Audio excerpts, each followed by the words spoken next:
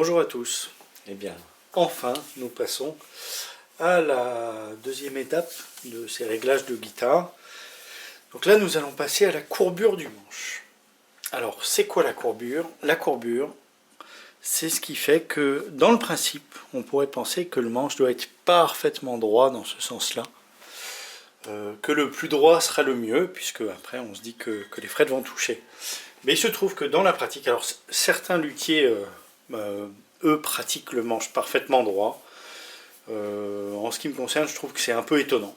C'est un peu étonnant parce que la majorité des gens, et des luthiers d'ailleurs, considèrent qu'il faut que le manche soit très légèrement concave. Alors c'est très léger, hein. Là j'exagère le sens, mais grosso modo, il faut que la tension des cordes tire suffisamment sur le manche pour qu'il soit très très légèrement concave, comme ça.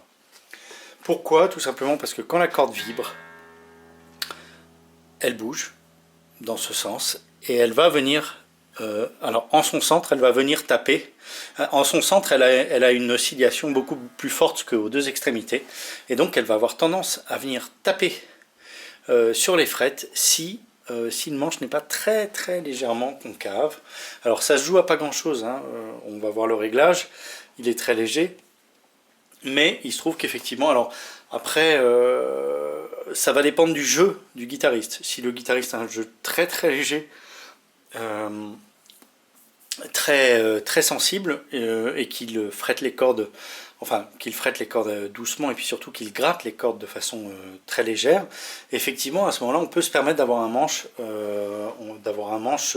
quasiment droit ou droit. Ce qu'on ne peut pas se permettre, c'est d'avoir un manche convexe, comme ça. Pourquoi? Parce que forcément les cordes vont venir toucher au milieu, hein. Donc ça c'est pas possible. En revanche, effectivement, un joueur qui va avoir tendance à jouer de façon assez énergique, lui va forcément venir toucher. Alors après, c'est toujours un équilibre entre ce qui frise pas sur les frettes. Mais grosso modo, voilà, selon le manuel de chez Fender, puisqu'on est sur une Simili Stratocaster, on est censé avoir, que je ne vous dise pas de bêtises, 0,010 pouces à la 8e case, hein, donc 3, 5, 7, 8, celle-ci, une fois qu'on a fretté la première et la dernière frette. Donc c'est ce qu'on va vérifier tout de suite. On va regarder ce que ça donne, hein. Donc si j'oriente le manche dans ce sens-là, on va essayer d'obtenir cette très légère courbure. Alors comment on fait? Déjà, pour commencer, on utilise un capot, le fameux que j'avais perdu pendant toutes ces semaines. On le met à la première case. Et ensuite, on frette là. On frette la dernière. Et là, à la 8e case, on doit avoir un espace de 0,010 pouces, ce qui, en millimètres, fait 0,25. Alors, vous vous rappelez ces fameuses petites jauges d'épaisseur qui servent à l'automobile? Ben voilà, j'ai mis sur 0,25 mm. Et puis, on va regarder ce que ça donne. On va regarder. Donc je frette à la dernière frette, hein, et puis on va regarder à la 8e si on passe. Alors là, on passe plus que très largement, hein. On touche pas du tout. Je pense que là, on est vraiment très large. Donc très probablement, le manche est trop creusé, trop concave. Donc ce qu'on va faire, c'est qu'on va agir sur le truss rod. Le truss rod, c'est une tige qui court tout le long du manche, sous la touche, et qui est incurvée, d'ailleurs dans ce sens-là. Oui, c'est ça. Elle est incurvée dans ce sens-là. Au bout, on a un boulon, hein, ou une vis qui permet, alors c'est à ce bout-là ou à ce bout-ci, qui permet donc, en vissant, de tirer et de contraindre le manche à se courber dans ce sens-là. Vous comprenez que les cordes tirant dans ce sens-là, elles vont avoir à tirer le manche dans ce sens-là.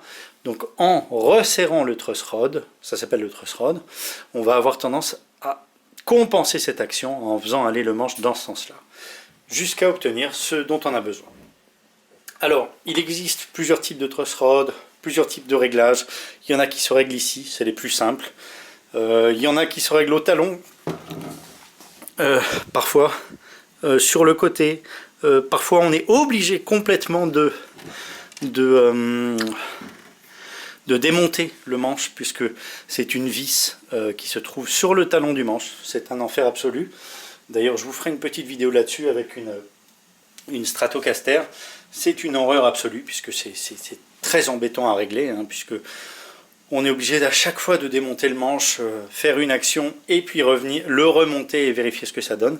Et enfin, certaines guitares modernes ont aussi un réglage à l'entrée du manche. Attendez, je dois en avoir une. Là, vous voyez, on a le réglage qui se fait ici. Voilà, hein, c'est par une roue qui tourne. Voilà, il suffit juste de mettre un axe, de tourner, et on a le réglage directement accessible. Donc ça, ce sont les pratiques. Heureusement, celle-ci, ça se fait de ce côté-ci avec une clé Allen. On va regarder ça tout de suite. Alors voilà le détail un petit peu. On voit qu'au fond de ce trou, il y a un écrou hexagonal dans lequel on va insérer une clé Allen. Voilà, ou clé hexagonale, c'est selon. Donc on va essayer ça tout de suite. Pour régler ce truss rod, on insère une clé Allen dans l'écrou. Voilà. Et on vérifie qu'on a une action qui est possible dans les deux sens. On vérifie toujours, on commence toujours par desserrer. Donc je rappelle que pour desserrer, sens inverse des aiguilles d'une montre, et serrer, sens des aiguilles d'une montre. C'est toujours ça. Les Anglais disent righty tidy, lefty loosey. Voilà, donc vers la gauche, c'est pour défaire, loosey, c'est pour le rendre plus lâche, et righty tidy, c'est pour serrer. Voilà. Mais bon, grosso modo, dans le sens des aiguilles d'une montre, on serre, dans le sens inverse, on desserre. Donc là, le truss rod va bien dans les deux sens. Si on s'aperçoit qu'en essayant de le serrer plus, on ne peut pas aller plus loin, c'est probablement qu'on est au bout. Il ne faut pas insister, parce que si on est en réalité au bout du truss rod, on risque de le casser. Et là, c'est une réparation qui vaut extrêmement cher, qui n'est valable que dans des guitares de très grand prix, parce que il faut retirer la touche du manche, il faut retirer le truss rod. Enfin, c'est quand même assez compliqué. Il y a des gens qui ont des trucs pour essayer de régler le problème, mais grosso modo, c'est une réparation qui vaut très très cher. Donc, n'insistez pas si vous sentez que ça ne va pas plus loin en serrant, laissez tomber.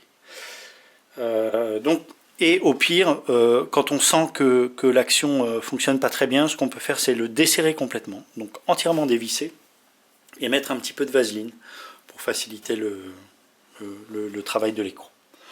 Là, ça n'est pas le cas. Donc écoutez, ce qu'on va faire, c'est qu'on va donc le serrer. Hein, donc là, voilà, j'ai desserré ces deux cordes, hein, pour avoir une action possible. Et puis, grosso modo, on va aller resserrer petit à petit le truss rod. Donc on fonctionne avec comment, en faisant des mouvements assez légers, hein. Bon là ce qu'on peut faire, c'est déplacer ces cordes pour qu'elles nous gênent moins. Voilà. Et donc on va serrer. Voilà. Je suis dedans. Voilà. Tac. Et donc je serre un petit peu. Bon là il était il manquait beaucoup, hein. Et alors c'est la même chose, c'est-à-dire quand on fait un réglage, bien sûr après, comme toujours, après un réglage, on se réaccorde, on vérifie si les constantes sont bonnes, on vérifie que l'action qu'on a faite a eu une action dans le bon sens, on regarde si elle est suffisante, et on continue. Voilà, donc je vous retrouve après quelques essais, sachant que donc le bois va jouer. C'est-à-dire que vous allez avoir un réglage immédiat, mais il est très probable que dans les heures qui suivent, le bois continue à jouer, à reprendre un petit peu sa place ou aller un petit peu plus dans le sens de la correction. Donc ça peut nécessiter une recorrection quelques heures après. Voilà, je vous retrouve une fois qu'on sera arrivé à peu près au bon réglage. Donc nous y voilà. Donc là on y est arrivé à peu près, hein. Voilà, la 8e case est là. Quand on passe, on commence à toucher très légèrement, on sent que la corde est vraiment en limite. Quant à l'autre côté, je sais pas si je vais réussir à bien la voir à la caméra, mais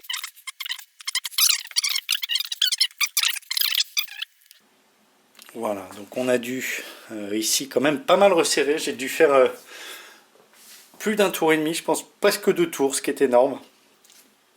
Donc il était vraiment très lâche. Donc là on a rattrapé ça.